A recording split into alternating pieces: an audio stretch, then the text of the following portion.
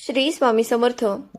स्वामी समर्थांची नित्यसेवा करावी असं सगळ्यांनाच वाटत असतं, पण केवळ पूजा अर्चा नाही तर तो एक आत्मिक अनुभव सुद्धा असतो. अनेक भक्त विचारतात की स्वामींची सेवा नक्की कशी करावी, त्यांना काय आवडतं आणि कमी वेळात प्रभावी सेवा कशी शक्य आहे. तर नित्यसेवेबद्दलची शास्त्रोक्त आणि खरी माहिती जी आहे ती आपण आज जाणून घेणार आहोत.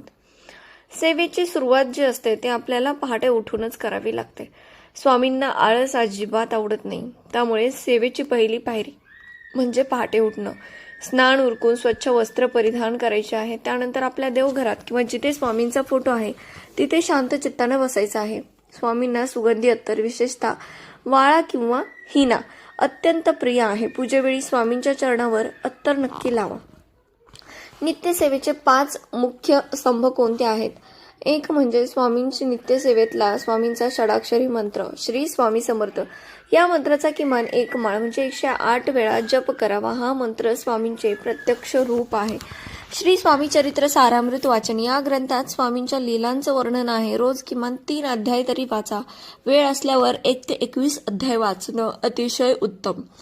तारक मंत्र निशंक होई रे मना, निर्भय होई रे मना या मंत्राचं पठण दिवसातून कमीत कमी एकदा तरी करा. हा मंत्र संकटात ढाल बनून उभा राहतो.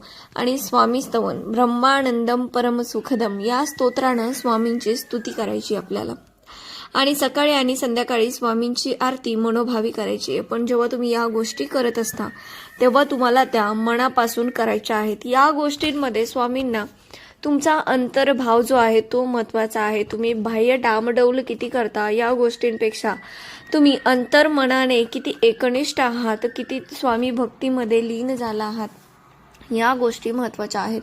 तुम्ही केवळ स्वामी समर्थ नामाचा जप जरी केला तरी सुद्धा स्वामींची तुमच्यावरती तेवढीच कृपा होते.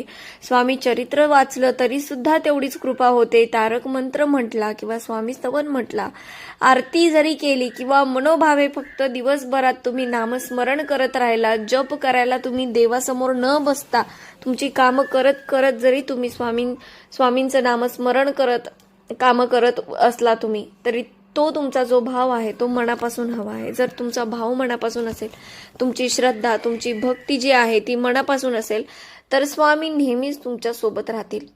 स्वामींचा आशीर्वाद जो आहे तो नेहमीच तुमच्या सोबत राहील आणि प्रत्येक संकटाच्या वेळोवेळी स्वामी तुमच्या सोबत असतील.